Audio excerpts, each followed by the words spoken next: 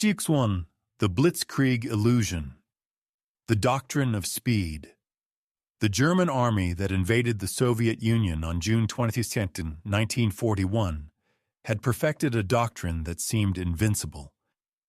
Blitzkrieg, lightning war, had worked flawlessly in Poland in 1939, in France and the Low Countries in 1940, and in the Balkans in 1941.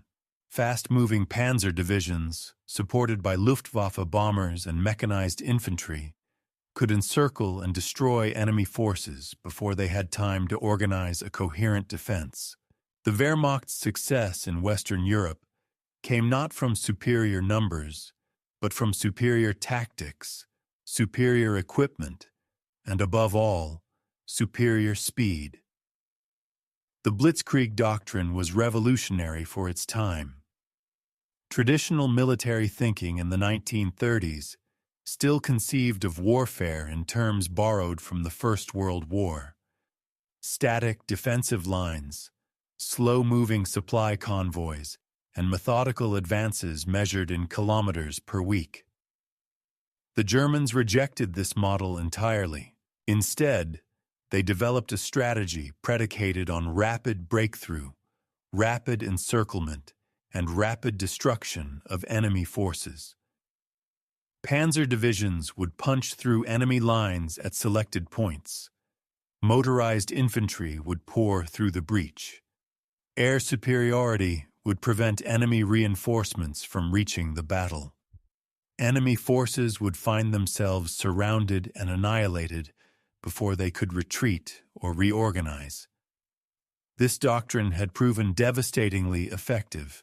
In Poland, the campaign lasted 5 weeks.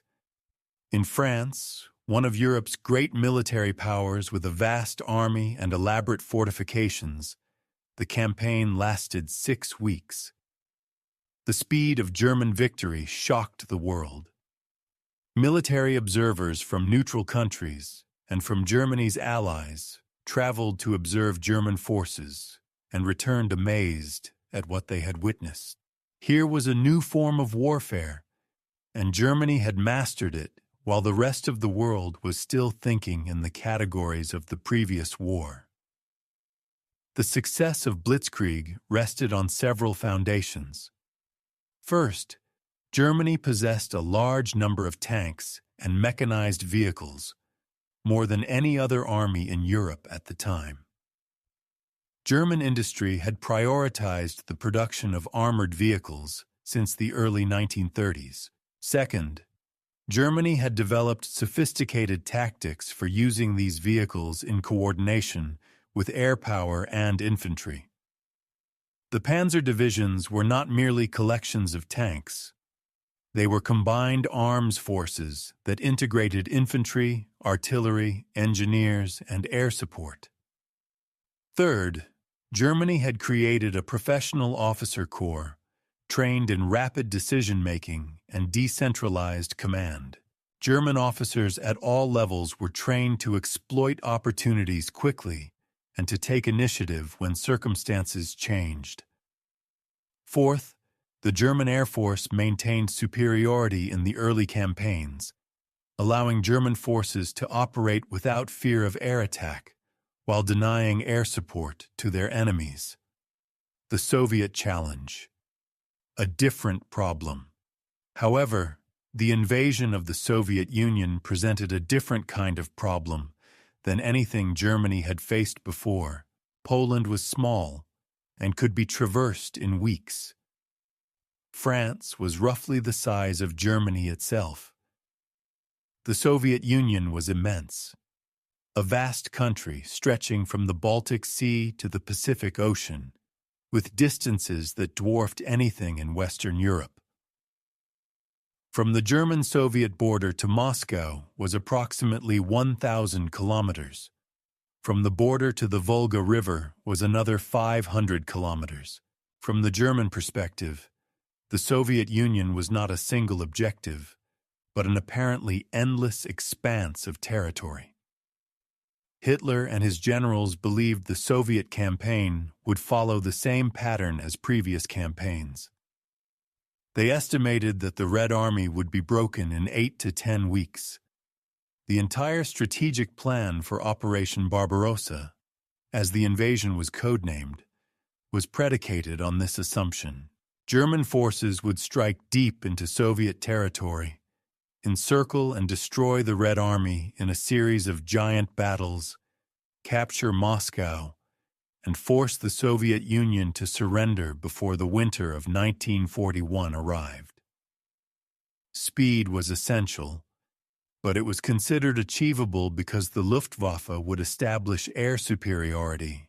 The panzer divisions would achieve tactical breakthrough, and the Red Army would lack the cohesion to establish a new defense line once its initial forces were destroyed. The planning documents for Barbarossa reveal that German commanders believed Soviet resistance would collapse quickly. They had observed the initial stages of the German-Soviet relationship following the Molotov-Ribbentrop Pact of 1939, when Germany and the Soviet Union had divided Poland between them and maintained formal peace. German military attachés had noted the purges that Stalin conducted against the Soviet officer corps in the late 1930s, which had eliminated many experienced commanders. German observers concluded that the Red Army was weakened, demoralized, and led by inexperienced officers. When the invasion began, German commanders expected that Soviet forces would be routed in the opening weeks. The logistical assumption. The planning was predicated on a simple, unexamined assumption. The supply lines would not be a critical factor if the war ended quickly. This assumption would prove catastrophic. German planners understood that blitzkrieg required enormous quantities of supplies moving constantly to the front, but they reasoned that if the campaign lasted only 8 to 10 weeks, existing supply systems could be stretched to meet the requirement. Once the Soviet Union surrendered, the army could rest, refit, and consolidate. Supply shortages would be temporary and tolerable if the strategic objective was achieved quickly. This reasoning was not entirely irrational. It was based on the pattern of previous campaigns. In Poland and France, rapid victory had indeed meant that supply systems, though strained, had not become the critical limiting factor in military operations. German forces had captured enemy supplies, requisitioned food and fuel from occupied territories, and generally managed to sustain operations long enough to achieve strategic objectives. However, the scale of the Soviet Union was simply different. The distances involved were orders of magnitude greater than anything Germany had previously attempted. The logistics required to sustain an army across such distances would be fundamentally different from the logistics required for previous campaigns. The equipment gap. The German army that invaded Russia in 1941 possessed impressive weaponry by the standards of the time. The Panzer III and Panzer IV tanks were among the best tanks in the world. The 88mm anti-aircraft gun had proven to be a devastating anti-tank weapon. German infantry were equipped with excellent rifles and machine guns. The Luftwaffe's fighters and bombers were first-rate. However, the transportation systems that supported these forces were archaic.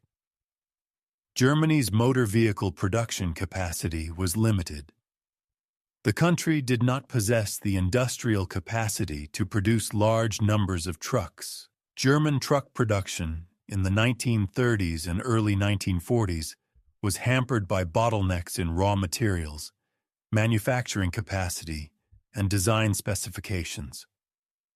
Additionally, Germany did not have adequate supplies of rubber and petroleum, both essential for motor vehicle operations.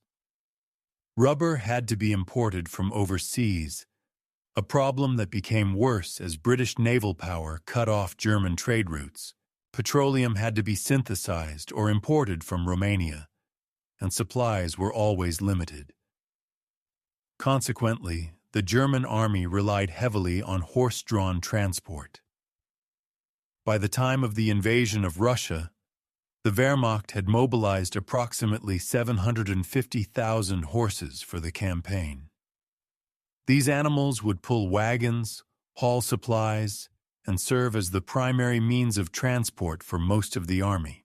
Panzer divisions captured the imagination with their tanks and mechanized vehicles, but the reality was that the German army remained, in many respects, a traditional 19th-century army dependent on animal power for the movement of most supplies. Strategic overconfidence. The German High Command possessed confidence born of success, but this confidence was not tempered by realistic assessment of the challenges ahead. Hitler himself was supremely confident that the Soviet Union would collapse quickly. He had developed a contempt for Soviet military capabilities based on what he had observed in the Finnish-Soviet War of 1939-1940, where the Soviets had suffered enormous casualties in what appeared to be a clumsy, brutal campaign. If the Finns, with a tiny army, had been able to inflict such punishment on the Red Army, then surely the much stronger German Wehrmacht would be able to defeat the Soviets easily.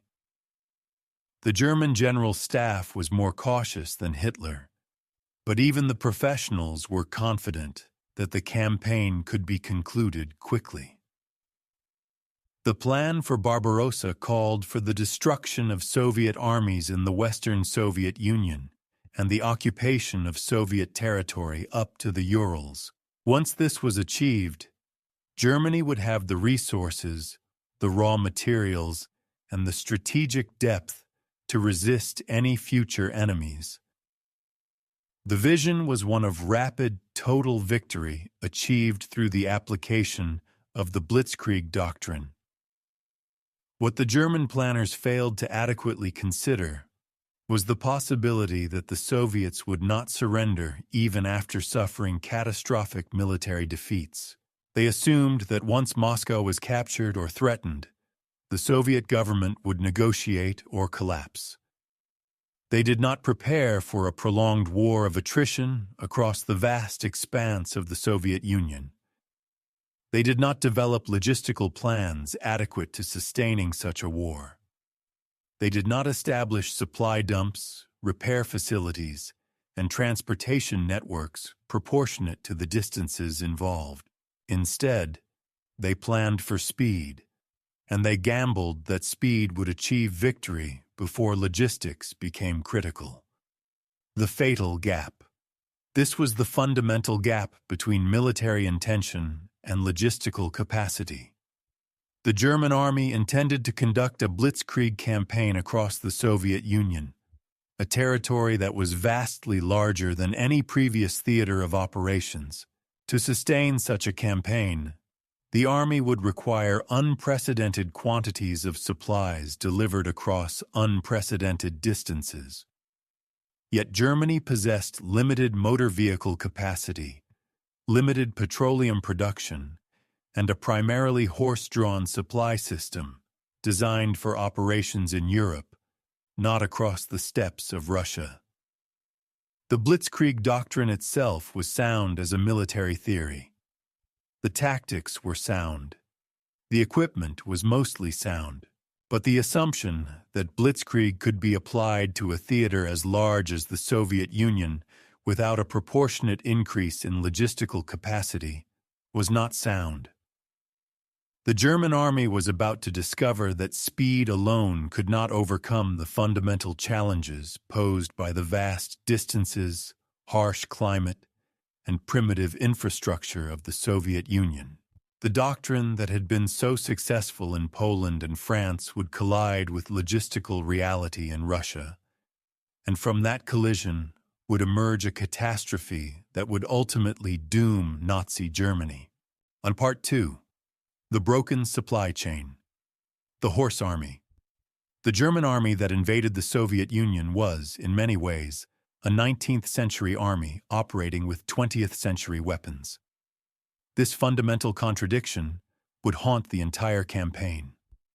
While the world's attention focused on the spectacular panzer divisions with their tanks and mechanized vehicles, the reality of the German army's logistics was far more primitive.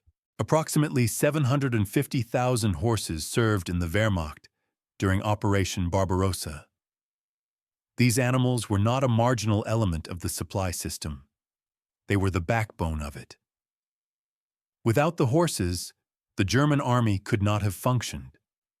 The reliance on horses was not due to lack of technology or ignorance. Rather, it reflected the practical limitations of Germany's industrial capacity. Germany could not produce enough motor vehicles to motorize the entire army.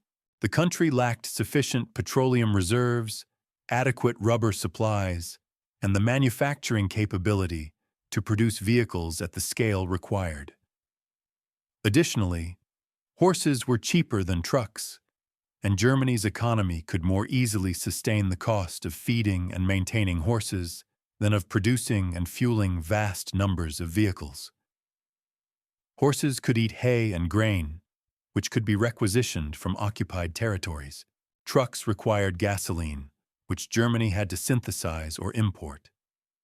Each horse required approximately 12 kilograms of feed per day under normal conditions. In the harsh climate of Russia, where horses had to perform heavy labor in extreme cold, feed requirements increased. An average army horse needed nearly 4.5 tons of fodder annually.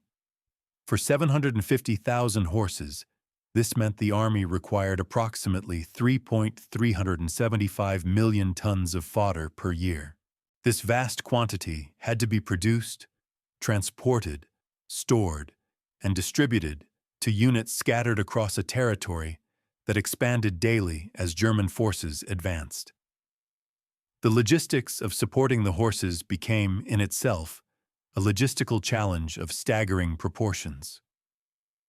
The horses were not interchangeable units. German cavalry and transport units had specific requirements. Officers needed quality mounts. Artillery units needed strong draft horses to pull heavy guns and ammunition wagons. Infantry divisions needed pack animals to carry supplies when roads became impassable. Supply units needed horses to pull wagons. Each category of horse had different requirements and different training.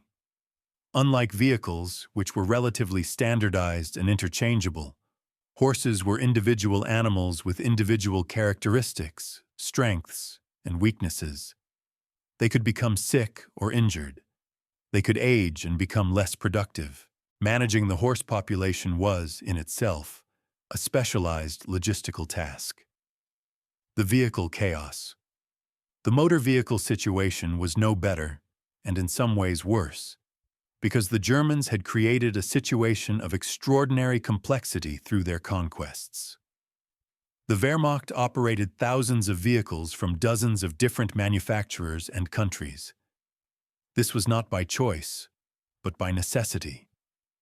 Germany's motor vehicle production capacity was insufficient for the army's needs. Consequently, German forces had captured vehicles from every country they had conquered. French trucks, Czech vehicles, Polish transports, Belgian vehicles, Yugoslav trucks, Greek vehicles, and Soviet trucks. Each type of vehicle had been designed for different specifications, different fuel types, different climate conditions, and different maintenance requirements. The standardization problem was acute. A German truck might require gasoline of a specific octane rating. A captured French truck might require different fuel. A Czech vehicle might have different engine specifications. A Soviet truck was designed entirely differently, with different dimensions, different mechanical systems, and different compatibility with German spare parts.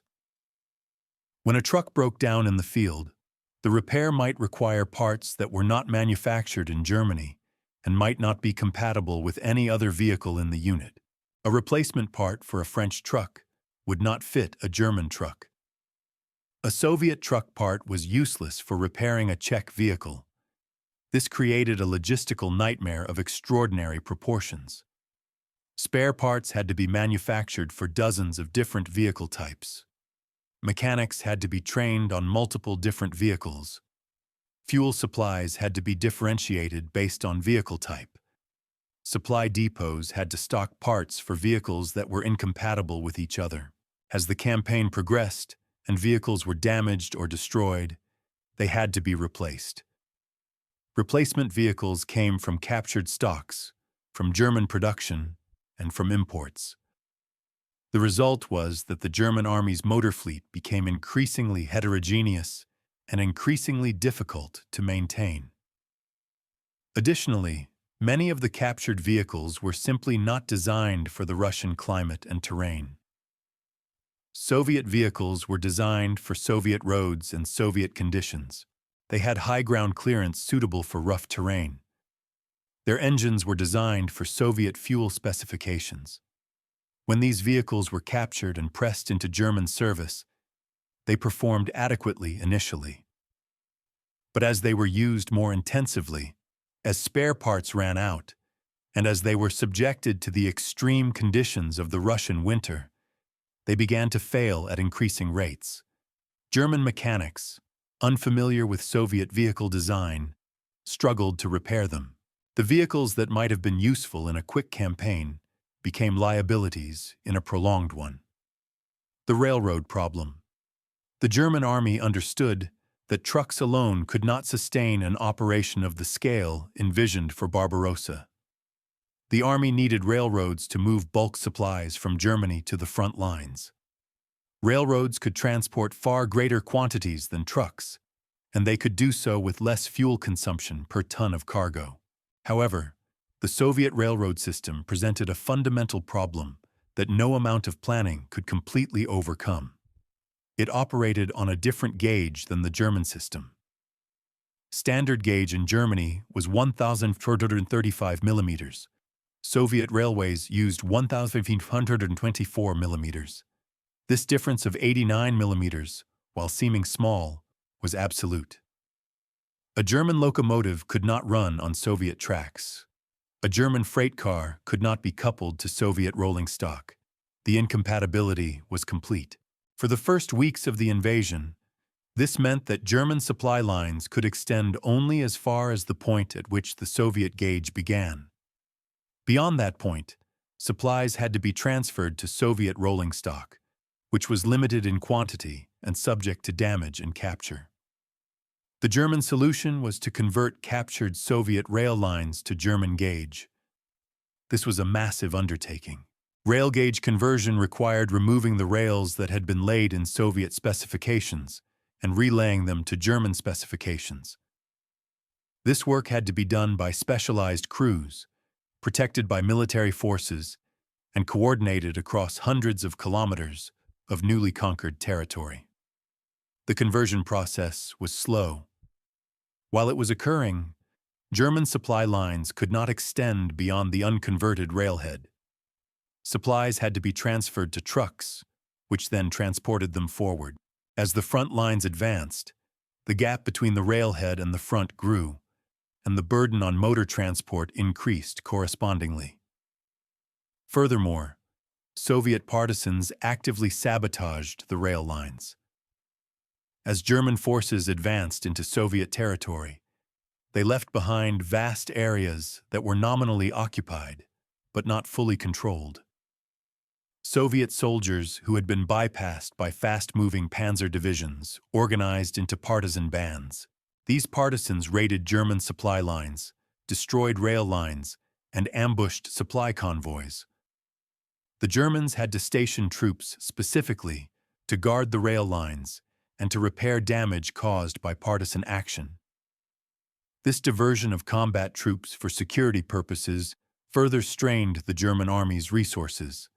The truck crisis emerges. The fundamental problem was that Germany simply did not have enough trucks to supply an army that was now hundreds of kilometers from the nearest railhead and advancing further every day. German truck production in 1941 was approximately 2,000 to 2,500 vehicles per month. This production was barely sufficient to replace losses in normal operations.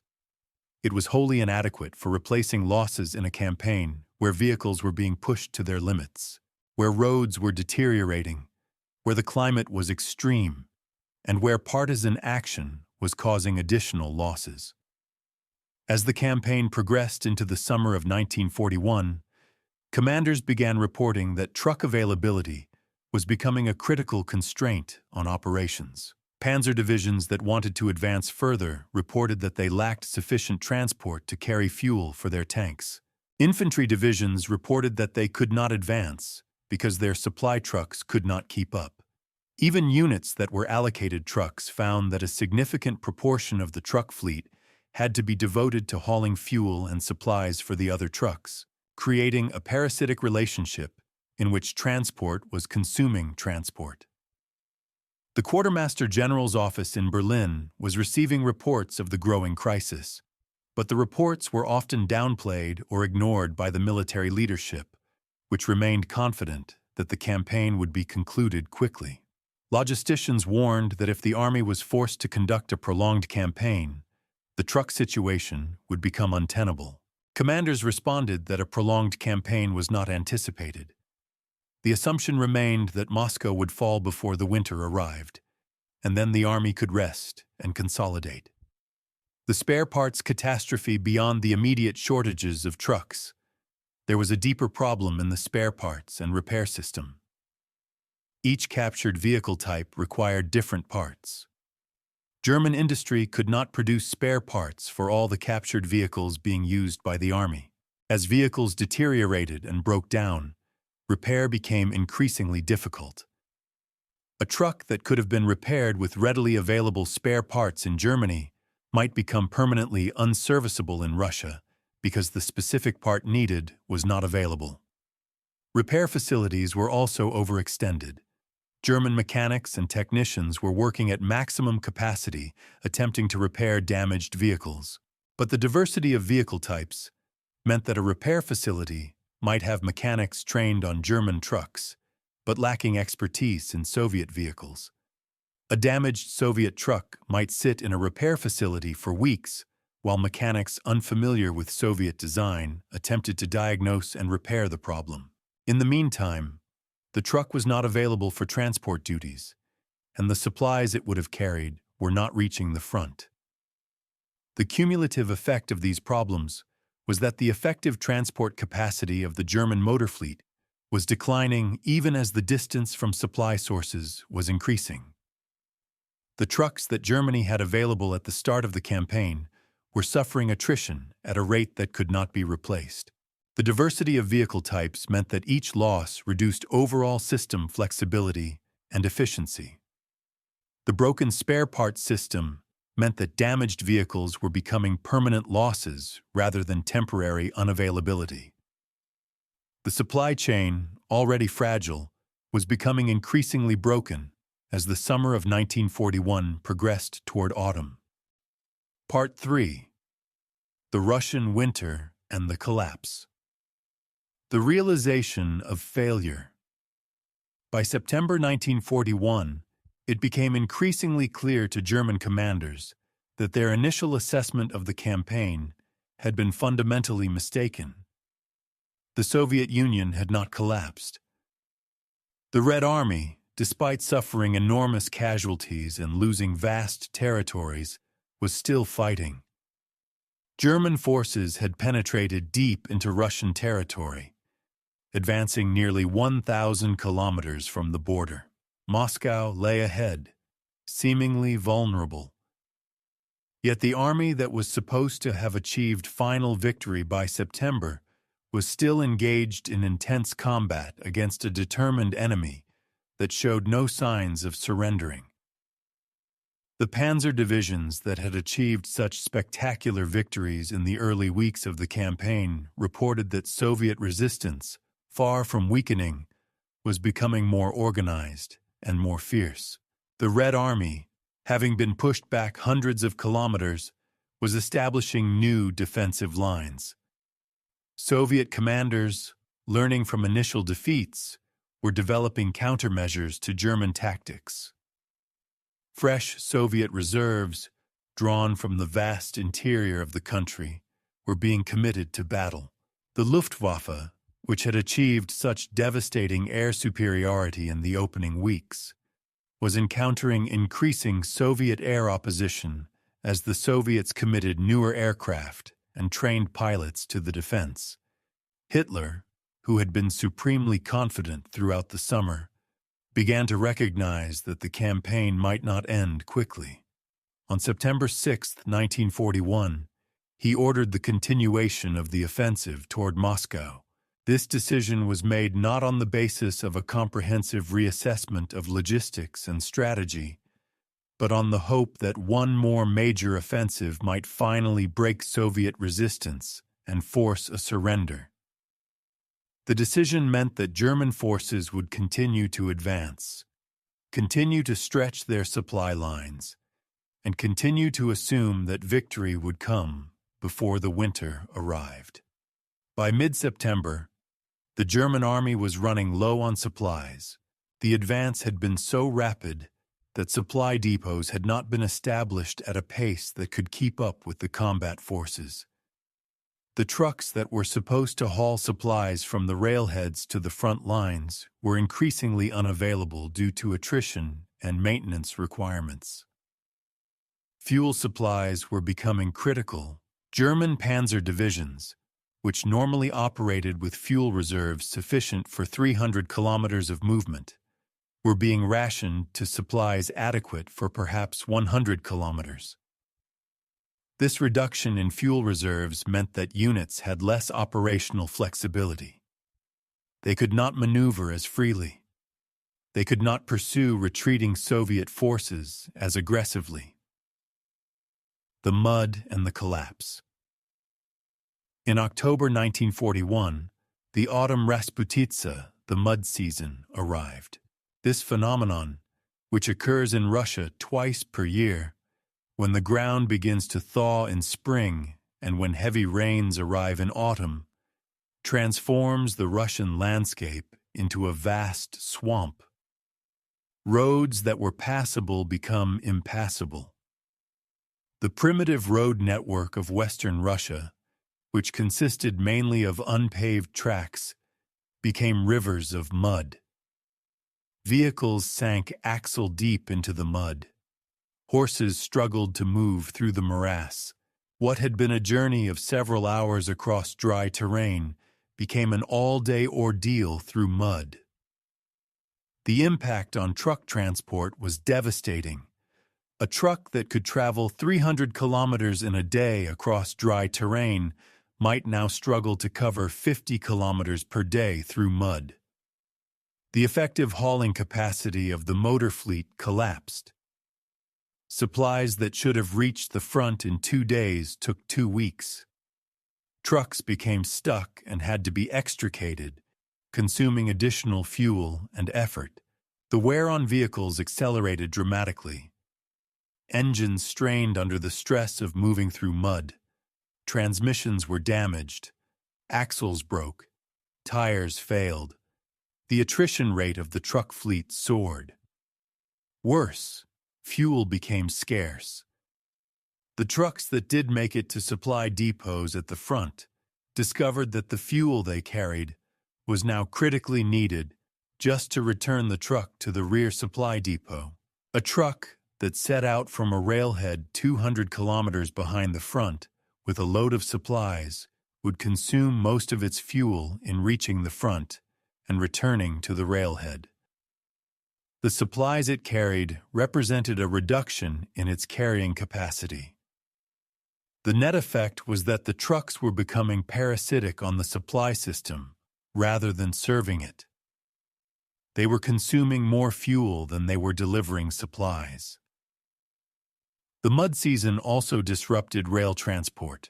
The rail lines that had been converted from Soviet gauge to German gauge were built on embankments that could not adequately handle the stress of heavy locomotives and freight trains in wet conditions. Rails deteriorated. The roadbed beneath the rails became unstable. Partisan sabotage, which had been a problem during the dry months, became more intense during the mud season, when German security patrols could not move easily and partisan bands could operate with greater freedom.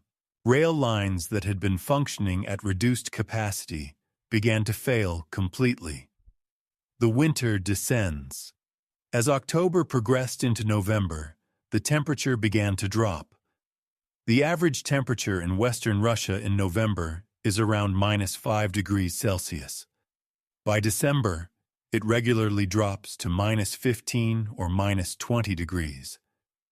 German forces were not prepared for this cold. The High Command, confident that the campaign would be concluded by November, had issued winter uniforms and equipment to only a fraction of the army. Most soldiers were still wearing summer uniforms. The quartermaster's warehouses in Germany contained adequate winter clothing, but it had not been transported to Russia because it was assumed it would not be needed. The impact on vehicles was catastrophic.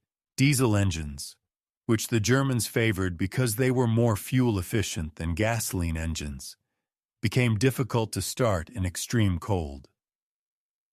Diesel fuel began to solidify as temperatures dropped below -20 degrees.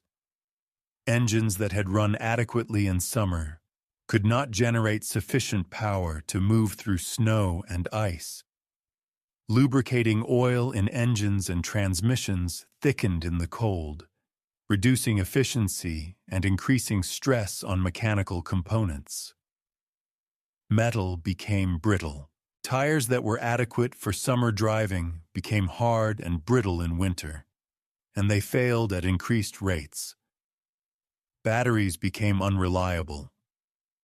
The lead-acid batteries that powered vehicle electrical systems worked poorly in extreme cold. Truck engines that had been temperamental in autumn now became nearly impossible to start in December. Drivers and mechanics spent hours attempting to get vehicles started, heating engines with open fires and pouring hot water on fuel tanks.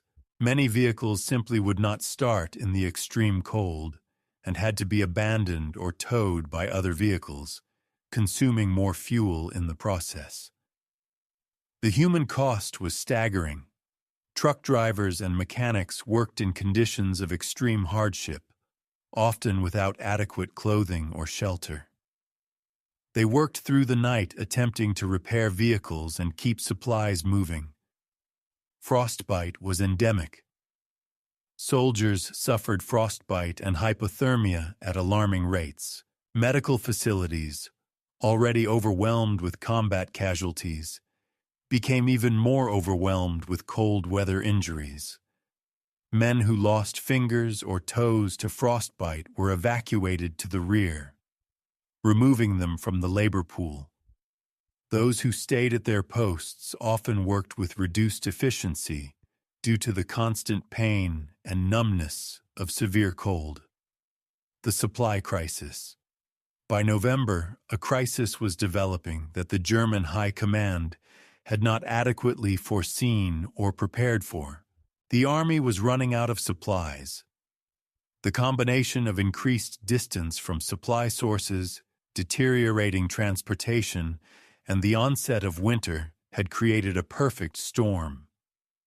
Supplies that were being produced in Germany and loaded onto trains could not reach the front quickly enough.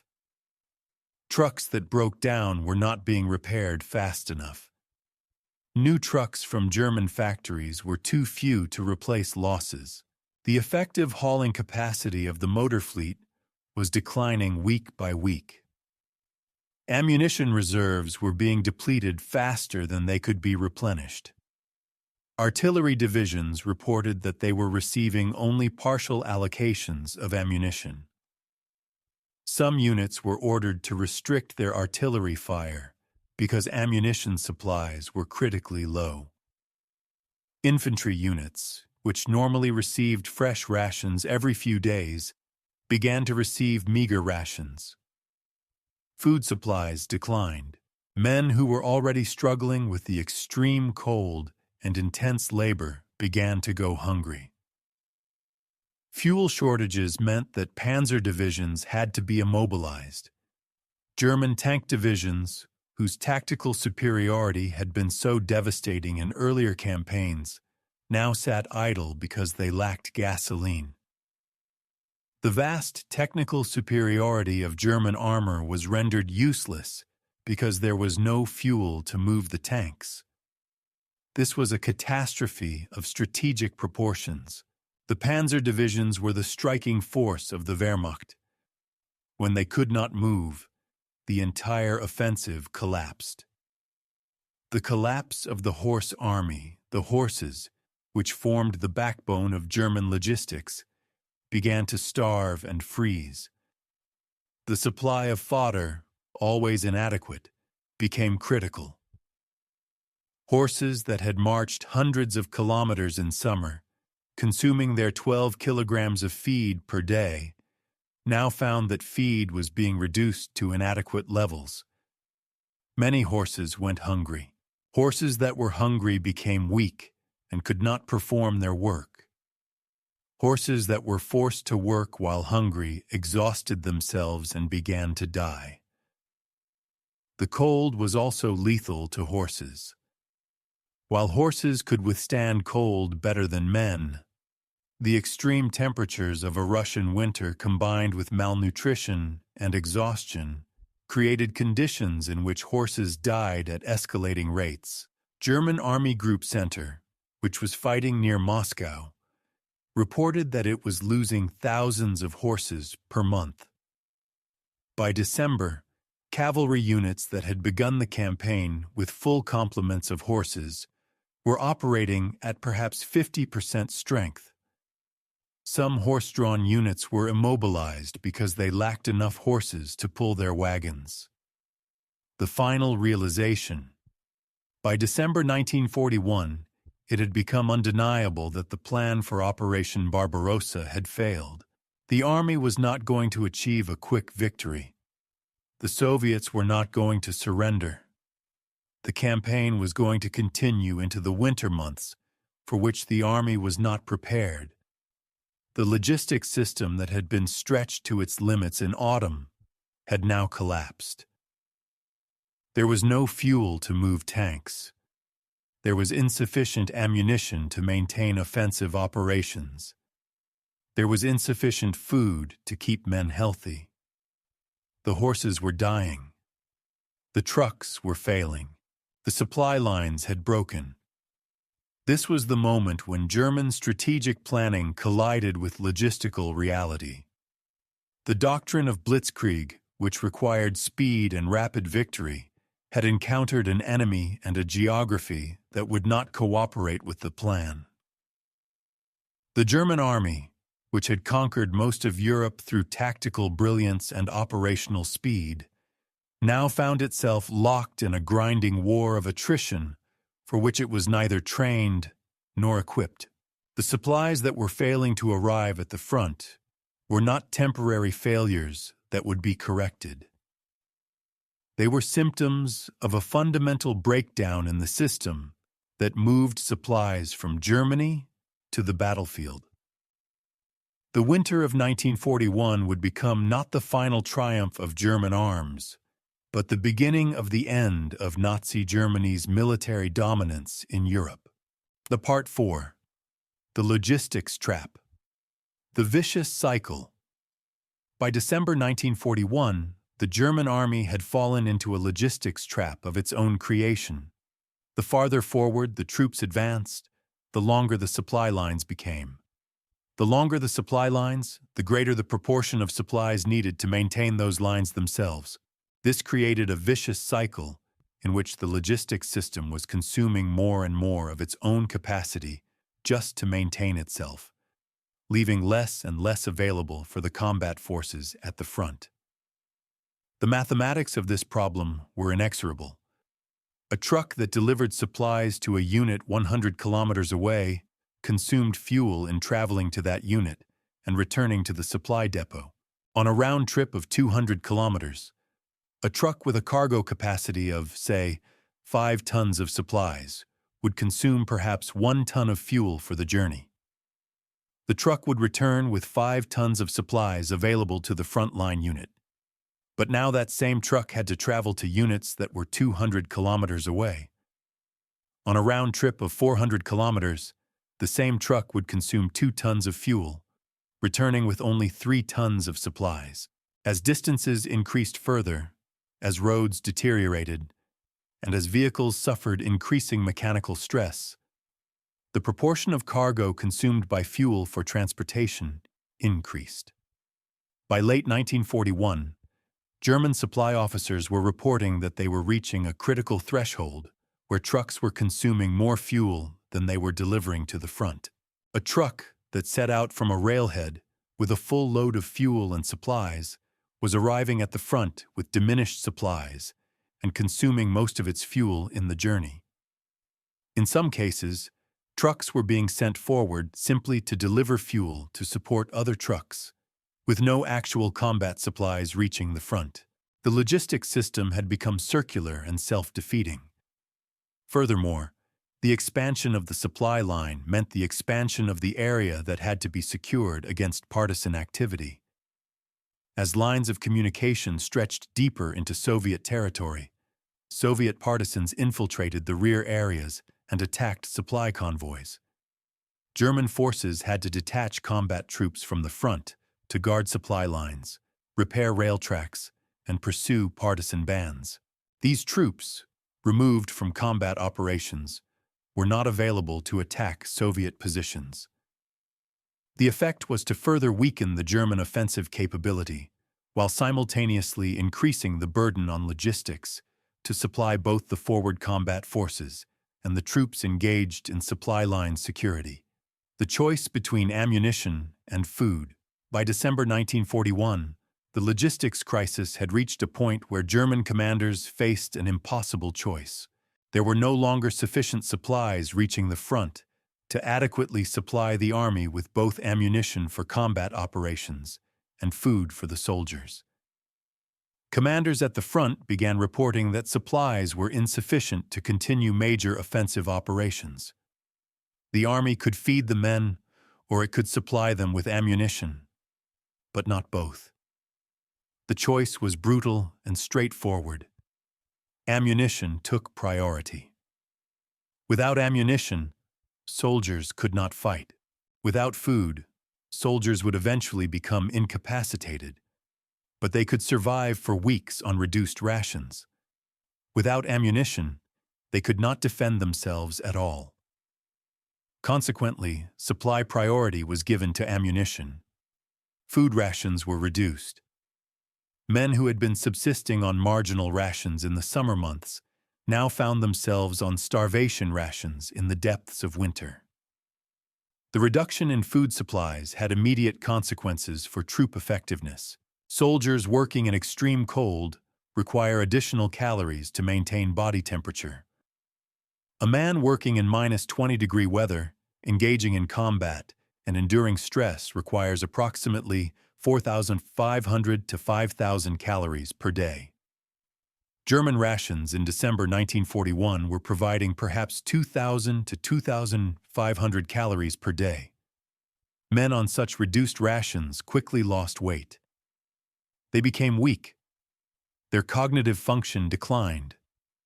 They became more susceptible to disease and cold injury. The army was quite literally eating away at its own strength in order to sustain combat operations. Medical officers reported cases of soldiers collapsing from exhaustion and hunger. Doctors noted that even young, healthy men were becoming malnourished after only a few weeks on reduced rations. The combination of cold, hunger, and stress created conditions in which disease flourished. Typhus, spread by lice, became epidemic in some units. Dysentery, caused by contaminated food and water, was widespread. Pneumonia and other respiratory infections occurred at alarming rates. The medical system, already overwhelmed with combat casualties, could not cope with the volume of cold injuries, malnutrition, and disease. The attrition of the truck fleet. The truck fleet was being systematically destroyed. Vehicles that had survived the summer and autumn campaigns were being driven to destruction in winter conditions. The constant demands for transport, the inadequate maintenance facilities, the lack of spare parts, and the extreme weather conditions created a situation in which trucks were losing their operational viability at accelerating rates. Trucks that broke down were often abandoned because there were no spare parts to repair them and no transport capacity available to evacuate them to rear repair facilities. Mechanics working in extreme cold found it increasingly difficult to repair damaged vehicles. Tools became brittle and broke. Hands became numb and lost dexterity. Repairs that might have taken a day in summer took a week in winter, if they could be completed at all. Many trucks that would have been repairable in normal conditions were written off as permanent losses because the combination of damage, cold weather, and lack of parts made repair impossible. The total number of serviceable trucks in the German army in Russia declined steadily throughout the autumn and winter of 1941. Units that had begun the campaign with full allocations of trucks were operating at perhaps 50 to 60% of authorized strength by late November. By early January 1942, strength had declined further to perhaps 40% of initial allocation. This was not because trucks had been destroyed in combat. Rather, it was because the logistics system could not sustain vehicle operations under the conditions that had developed. Vehicles were being lost to the environment and the logistical system itself, not to enemy action. The immobilization of panzer divisions.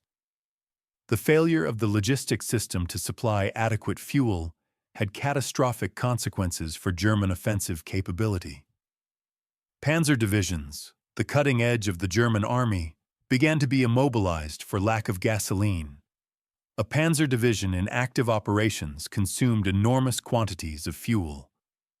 Tanks burned fuel at high rates. Trucks supporting the division burned fuel. Even horses required fuel in the form of gasoline-powered generators that produced electricity to power field hospitals and communication equipment. By December 1941, many panzer divisions were reporting that their fuel reserves had declined to critically low levels. Divisions that needed fuel for 300 kilometers of movement were being allocated fuel sufficient for perhaps 50 kilometers.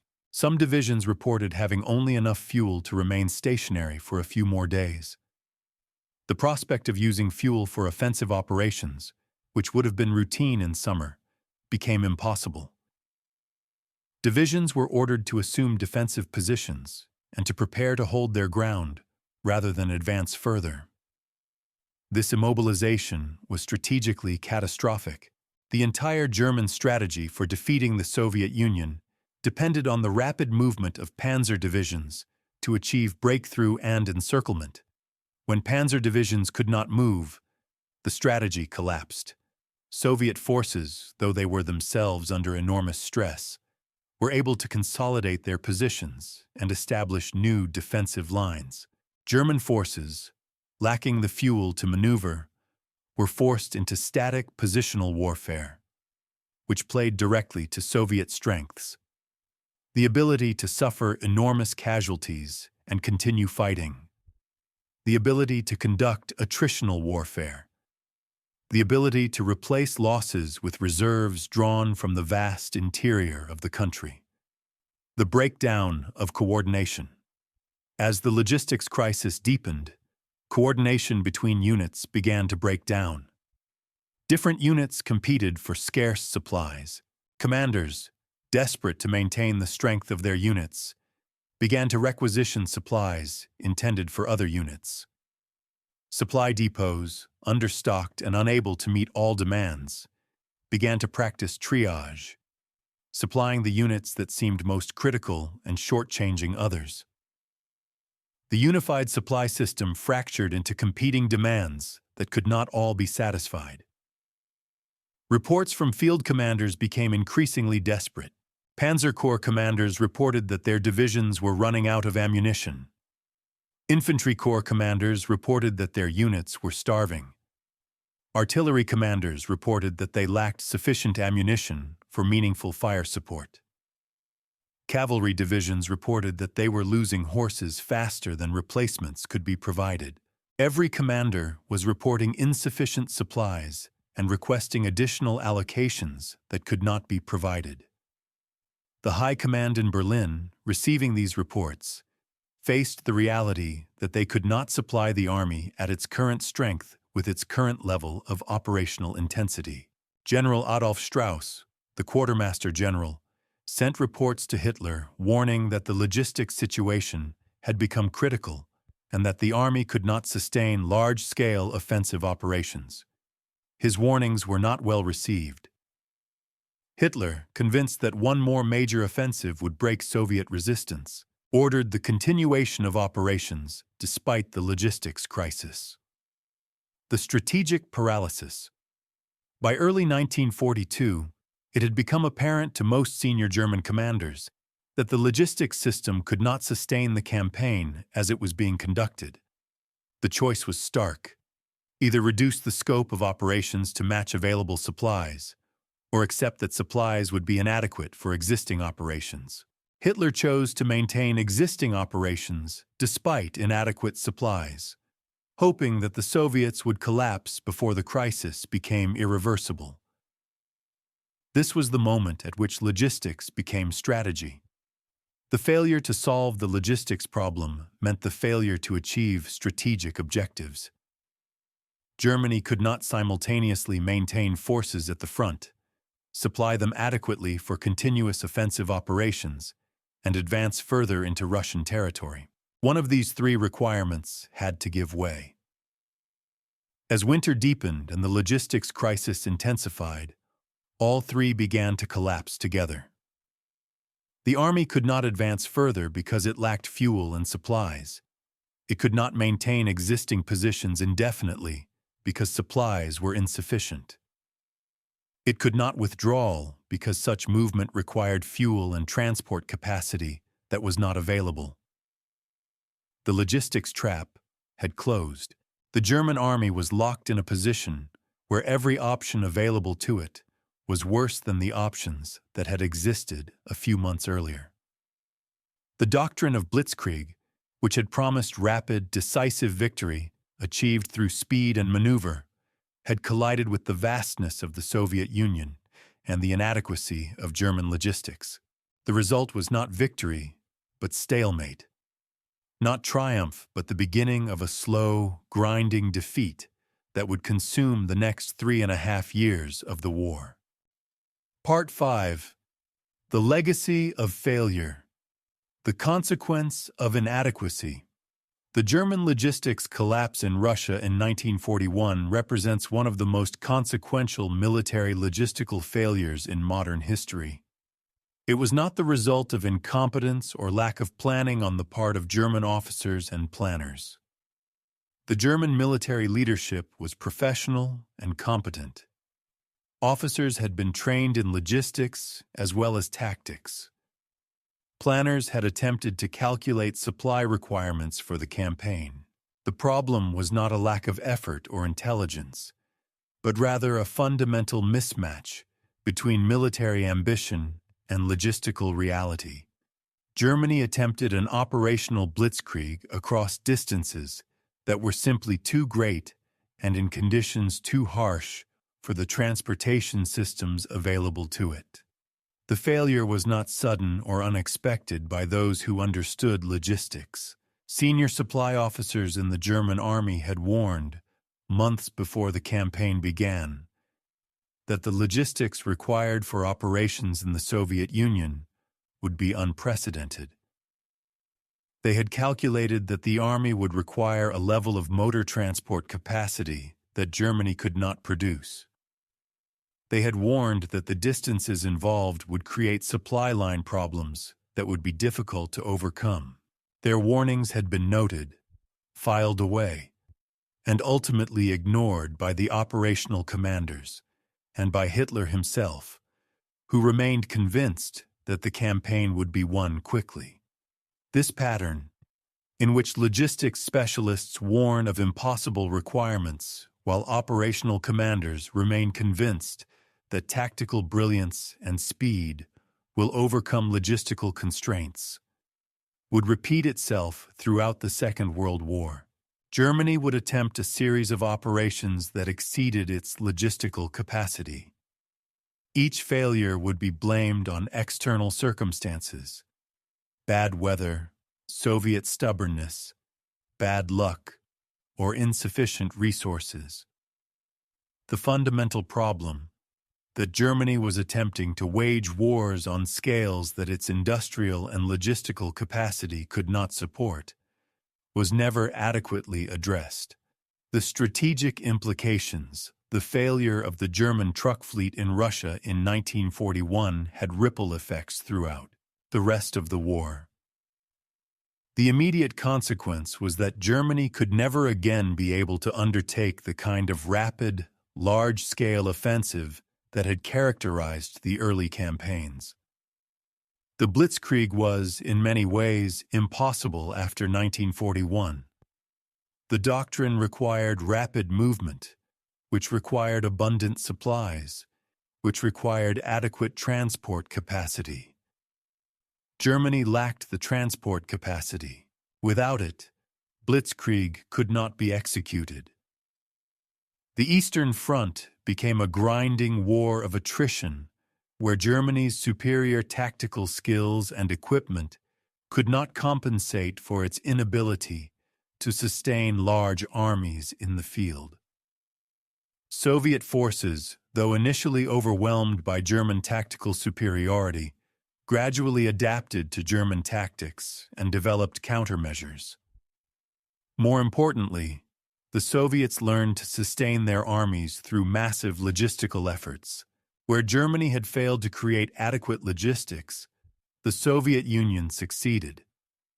The Soviets produced vast quantities of vehicles. Soviet industry produced tanks at rates that Germany could not match. American Lend-Lease supplies, particularly trucks and transport aircraft, arrived in increasing quantities to supplement Soviet production. The logistics failure of 1941 meant that by 1943, German forces were being pushed back. The Red Army, having survived the initial German onslaught and having learned to fight effectively against German tactics, began to develop its own offensive capabilities. German forces, locked into static defensive positions because they lacked the fuel and supplies to conduct mobile operations, were forced into the kind of positional warfare at which they were less effective than the Soviets. By 1944, the Red Army had broken through German lines in multiple places. German forces were being steadily pushed westward.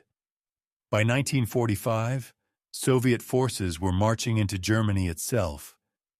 The entire trajectory of the war on the Eastern Front was shaped by the logistics failure of 1941. Had Germany been able to solve the logistics problem and maintain momentum through 1942, the outcome might have been different. But the failure to solve the problem in 1941 meant that Germany was locked into a reactive posture, always struggling to maintain existing positions, never again able to seize the initiative and conduct large-scale offensives. The war became a long process of attrition in which the Soviet Union, with vastly greater resources and population, could sustain losses that would be crippling to Germany. The Soviet learning process. The Soviet Union, conversely, learned critical lessons from the near disaster of 1941. The initial German invasion had caught the Soviet army unprepared. The Red Army had suffered catastrophic losses in the opening months of the campaign. Soviet forces had been routed in numerous engagements. Soviet prisoners of war numbered in the millions. By any reasonable assessment, the Soviet Union had narrowly escaped complete military defeat in 1941. Had the German campaign lasted another month or two, it is conceivable that Moscow might have fallen and the Soviet government might have been forced to negotiate or flee. But the Soviet leadership, particularly Stalin and the Soviet General Staff, took from the experience of 1941 a lesson that Germany had failed to learn: that modern warfare required massive logistical capacity. The Soviets made logistics a priority. Soviet industry, despite the enormous damage caused by German invasion and occupation of Western Soviet territory, was reorganized to prioritize military production. Vast quantities of supplies, vehicles, and ammunition were produced. Soviet logistics officers created networks of supply depots. Soviet transport capacity was expanded through domestic production and through American Lend-Lease supplies. By 1943, the Soviet logistics system was becoming more efficient and more capable. By 1944, Soviet forces could sustain large-scale offensives across vast distances with a level of logistical sophistication that matched or exceeded German logistics. The difference was that Soviet logistics were being continuously improved and expanded, while German logistics were in slow decline. Soviet forces could operate at extended supply lines and sustain themselves. German forces attempting the same feats would run out of supplies. The transformation was not just in logistics, but in the entire military-industrial system. Soviet tank production, which had been less than German production in 1941 and 1942, exceeded German production by a dramatic margin in 1943 and 1944. Soviet artillery production far exceeded German production. Soviet ammunition production was enormous. Soviet aircraft production climbed steadily. The logistics system that sustained this production was massive and, by the standards of the time, sophisticated. The American advantage.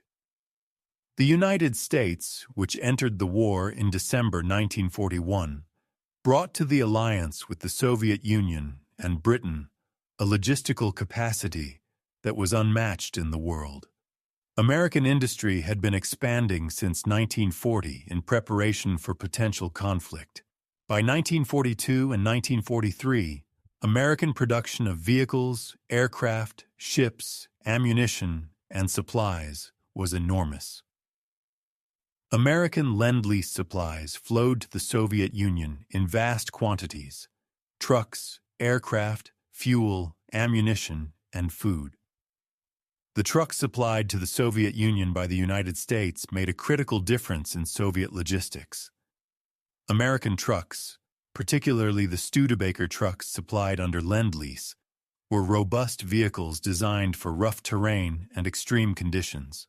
They were more reliable than many Soviet vehicles and required less maintenance. The provision of American trucks freed Soviet vehicles for other purposes and added significantly to Soviet transport capacity. Without American trucks, the Soviet logistics system would have been significantly weaker. Germany, by contrast, had no equivalent source of supply from overseas. Germany's allies, Italy, Romania, Hungary, and others, were not capable of supplying the quantities of equipment that Germany required. Japan, fighting in the Pacific, could not provide meaningful supplies to Germany. Germany was forced to rely on its own production, which was insufficient. The contrast between the logistical capacity of the Allies and the logistical capacity of Germany became more pronounced as the war progressed. By 1943 and 1944, the Allies possessed logistical capacity that Germany could not match. The technological dead end. The failure of the truck fleet in Russia in 1941 also illustrated a fundamental problem with Germany's approach to mechanization. Germany had attempted to create a modern mechanized army without the industrial capacity to sustain such an army. The panzer divisions were impressive. The tanks and other vehicles were well designed and effective, but they required enormous quantities of fuel, spare parts, and maintenance. Germany could not provide these things. The result was that the most advanced and sophisticated military equipment Germany possessed became liabilities when supplies ran short. The Soviet Union, by contrast, produced relatively simple, robust vehicles that could be maintained and repaired with minimal resources. Soviet tanks, while not always equal to German tanks in individual combat, were produced in vast numbers and could be sustained logistically. When a Soviet tank was destroyed, it could be replaced. When a German tank broke down, it might remain unserviceable for months due to lack of spare parts. This represented a fundamental principle of warfare that Germany failed to adequately account for. Sophistication and complexity are only advantages if you can sustain them logistically.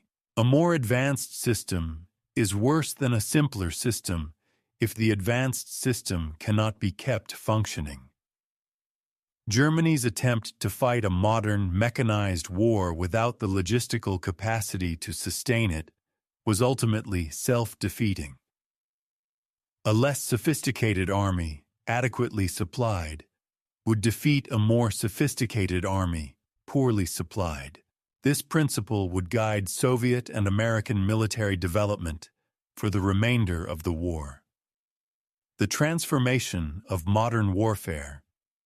The logistics failure of Germany and Russia fundamentally changed how military planners conceptualized modern warfare. Before 1941, there remained some belief that superior tactics, superior equipment, and superior training could overcome logistical constraints. The German army had demonstrated that this was possible in limited circumstances. Rapid campaigns of short duration, where supply lines had not yet become critical. But the Soviet campaign demonstrated that in any large-scale, prolonged campaign, logistics would be the determining factor. After 1941, military theorists, particularly Soviet and American theorists, elevated logistics to equal importance with tactics and strategy. The idea that a commander could achieve victory through operational brilliance while accepting logistical constraints became recognized as false. Logistics were not secondary to operations. They were fundamental to operations.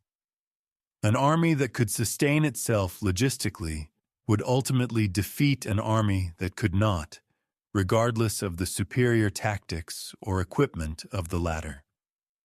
This lesson has remained central to military planning from the Second World War to the present day.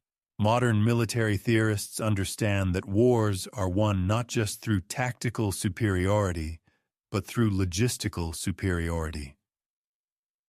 Modern military planning emphasizes the creation of supply chains and supply systems as essential elements of military preparation. The failures and successes of logistics in the Second World War remain instructive examples in military academies and planning staffs around the world. The historical watershed. The German logistics collapse in Russia in 1941 represents a watershed moment in military history. It marked the end of the era in which small, mobile, tactically superior forces could achieve strategic victory through rapid maneuver and superior skill.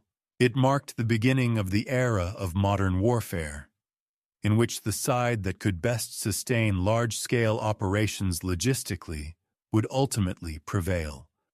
Germany had developed blitzkrieg in the 1930s, and it had worked. But Germany had failed to develop the logistical systems required to sustain blitzkrieg across the vast distances of the Soviet Union. This failure meant the beginning of the end for Nazi Germany. The trucks that failed Germany and Russia in 1941 represented the limits of mechanization without sufficient investment in logistical infrastructure. Modern warfare requires not just fighting vehicles and weapons, but the ability to keep those weapons supplied with fuel, ammunition, and food across vast distances. Germany learned this lesson too late. By the time it understood the scale of the logistical challenge posed by the Soviet Union, the window for a quick victory had closed forever. The failure to solve the truck problem, the failure to create a logistical system capable of sustaining blitzkrieg across Russia, turned what might have been a campaign into a catastrophe. It was a catastrophe that would define the remainder of the Second World War and reshape the political geography of Europe for generations to come.